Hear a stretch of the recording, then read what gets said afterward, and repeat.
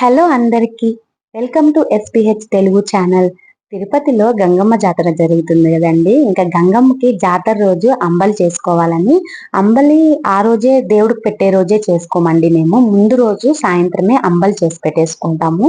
ముందుగానే సాయంత్రం అంబలి చేయాలంటే పొద్దున్నే రాగి పిండి నీళ్ళని బాగా కలిపి మూత పెట్టేసి ఉంచేస్తాము. అది సాయంత్రానికి బాగా పిండి పుల్లగా అవుతుందండి. ఆ పుల్లగా అయిన పిండితో అంబలి చేసుకున్నట్లయితే చాలా బాగుంటుంది అంబలి. మామూలుగా గంగమ్మకి అంబలి అంటే చాలా ఇష్టం కదండి. ఇంకా అందుకోసం ముందు రోజు నైటే ఇలాగా అంబలి అయితే చేసి పెట్టేశానండి. అంబలి చేసి పెట్టేసి నెక్స్ట్ డే మార్నింగ్ గంగమ్మకి పొంగల్ అండి. మామూలుగా అయితే అక్కడే మనము దేవుడి దగ్గర కూడా టెంపుల్ దగ్గర కూడా మనము పొంగల్ చేసుకోవచ్చు. అక్కడ ఎక్కువ జనాలు ఉంటారు, అంత స్పేస్ లేదు. అందుకోసమని నేను ఇంటి దగ్గరే పొంగల్ అయితే చేసుకొని వెళ్ళానండి.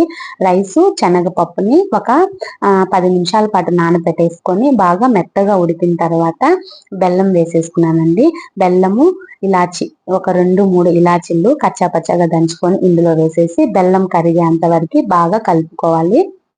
మనకి ఇందులోకి కావాలంటే కొద్దిగా నెయ్యి హీట్ చేసుకొని అందులోనే డ్రై ఫ్రూట్స్ ఏమన్నా వేసేసి ఈ పొంగల్ పైన వేసుకొని ఇంకొకసారి బాగా కలిపేసుకున్నట్లయితే గంగమ్మకి పొంగల్ అయితే రెడీ అయిపోయిందండి.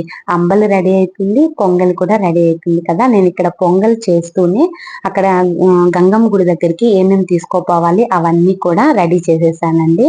అక్కడ దీపం పెట్టడానికి, పిండి దీపం పెట్టడానికి కూడా రెడీ చేసుకుంటున్నాను. పిండి దీపం అయితే నేను మామూలుగా ఎప్పుడైనా కూడా వెంకటేశ్వర స్వామికి కానీ ఇలా గంగమ్మకి కానీ ఎక్కడ పిండి దీపం పెట్టాలన్నా కూడా వరిపిండి అంటే రైస్ పౌడర్ అండి. అందులో కొద్దిగా పాలు, కొద్దిగా బెల్లం వేసి, కొద్దిగా నీళ్లు వేసి ఇలాగా ముద్దలాగా చేసుకొని నేను పిండి దీపం అయితే పెట్టుకుంటానండి. పిండి దీపానికి రెడీ చేసి పెట్టుకున్నాను. ఇంకా ఇంట్లో దేవుడి దగ్గర అయితే తాంబూలం పెట్టుకొని దీపం అయితే పెట్టేసుకొని పూలైతే పెట్టుకున్నాను. మామూలుగా గంగమ్మకు పెట్టేటప్పుడైతే మనము గుమ్మానికి దేవుడి దగ్గర కొద్దిగా వేపాకు అవి పెట్టుకుంటే చాలా మంచిదండి. ఇక్కడ మనము మామూలుగా పూజ గదిలోనే ఒక సైడ్ కి పసుపు కుంకుమ పెట్టుకొని అక్కడ గంగమ్మకు పెట్టుకుంటామండి మేమైతే.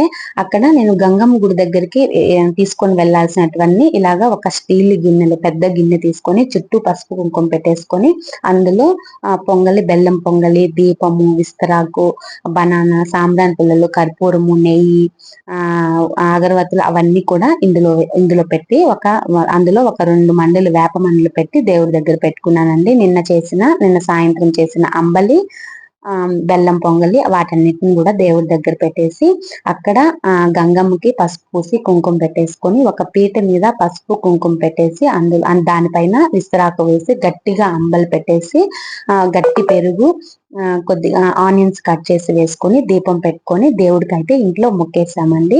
ఇంకా దేవుడికి మొక్కునేసాం కదా, ఇంకా అక్కడ గంగమ్మ గుడి దగ్గరికి వెళ్ళాలి కదా. అక్కడికి మా ఆయన అందరికి చేతిలో పట్టుకోవడానికి వేపాకు అయితే రెడీ చేశారనమాట. మా అన్న కొడుకండి. ఇంకా ఇంకా గుడి దగ్గరికి అయితే బయలుదేరేసాము. మా అన్న, మా వదిన కూడా వచ్చారండి జాతర రోజు. ఇంకా అందరం గుడి దగ్గరికి అయితే వెళ్ళాము. అక్కడ గుడి దగ్గరికి వెళ్ళిన తర్వాత అయితే జనాలు అయితే ఎక్కువగా ఉన్నారండి జాతర రోజు. అయినా కూడా ఇంకా ఒక దగ్గర ప్లేస్ అయితే కొద్దిగా దొరికింది నాకు. కూర్చొని మనస్ఫూర్తిగా అక్కడ అన్ని పెట్టుకొని అన్ని రెడీ చేసి పొంగలంతా పెట్టుకోవడానికి కొద్దిగా ప్లేస్ దొరికింది. ఇంకా అక్కడైతే కూర్చునేసాను నేను.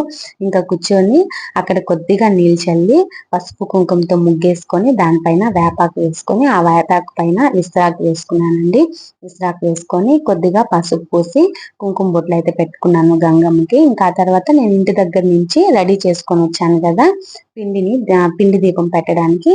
వాటన్నిటిని కూడా నెయ్యి పోసి వత్తులు వేసి నీట్గా దీపం పెట్టుకోవడానికి రెడీ చేసుకుంటున్నాను. ఇంటి దగ్గర నుంచే పసుపు, కుంకుమ అన్ని తీసుకొని వచ్చానండి నేను. మామూలుగా ఏదో ఒకటి మర్చిపోతూ ఉంటాను, అగ్గిపెట్టు ఏదో ఒకటి.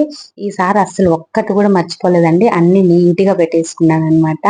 ఇంకా పిండి దీపానికి పసుపు కుంకుమ బొట్లు అయితే పెట్టేసుకున్నాను. ఇంకా అక్కడ ఒక పెద్దగా పసుపు పూసి దానికి మధ్యలో అయితే కుంకుమ బొట్టు అయితే పెట్టుకున్నానండి గంగమ్మకి. ఇంకా కర్పూరం అవి పెట్టుకొని ఇంకా అందులోకి ఇస్తరాకులోకి మనం ఏదైతే తెచ్చుకున్నామో పొంగలి, ఆ పొంగల్ని అయితే వేసేసుకోవాలి. ఇంకా పూలైతే మా హస్బెండ్ దగ్గర ఇస్తే కొద్దిగా కట్ చేసి ఇచ్చారండి. అక్కడ అమ్మవారికి ఇద్దామనేసి కొద్దిగా ఇక్కడ పెట్టుకున్నాను ఫ్లవర్స్ ని. ఇంకా ఫ్లవర్స్ ని పెట్టేసుకొని ఇంకా అన్ని రెడీ చేసి కర్పూరం వెలిగించేసి ఇంకా మా హస్బెండ్ అయితే కొబ్బరికాయ కొడతారండి. తను లేనప్పుడు నేనే కొబ్బరికాయ కొట్టేస్తాను. తను ఉన్నారు కాబట్టి ఇంకా ఈ రోజైతే మా హస్బెండే కొబ్బరికాయ కొట్టారు. మామూలుగా ఎప్పుడైనా ఎక్కడైనా గుడికి వెళ్ళినప్పుడు నేను ఒక్కదాన్ని వెళ్తే నేను కొడతాను. తను ఉంటే తనే కొడుతుంటారు కొబ్బరికాయ ఎప్పుడు కూడా. మా బాబు కూడా కొబ్బరికాయని కొట్టాలంటాడు. మా అన్న కొడుకండి, మా ఆయన ఎత్తుకొని ఉన్నారు. ఇంకా మా కొబ్బరికాయ కొట్టాలని మా అన్నకి ఇచ్చారు బాబుని.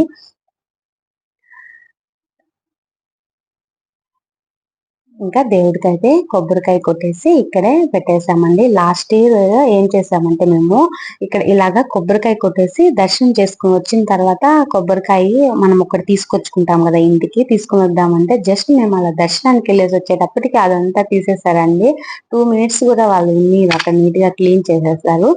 అందుకని ఈసారి ఏం చేసామంటే దేవుడికి పెట్టుకొని నీట్ గా ఆ ప్రసాదం అవి పక్కన వాళ్ళకి మేము కూడా తినేసి నీట్ గా పెట్టుకొని మళ్ళా దర్శనానికి అయితే వెళ్ళామండి. ఇంకా దర్శనం చేసుకొని ఇంటికైతే బయలుదేరాము. ఇంటికి వచ్చేదాకా ఆ దీపం అలాగే ఉండిందండి.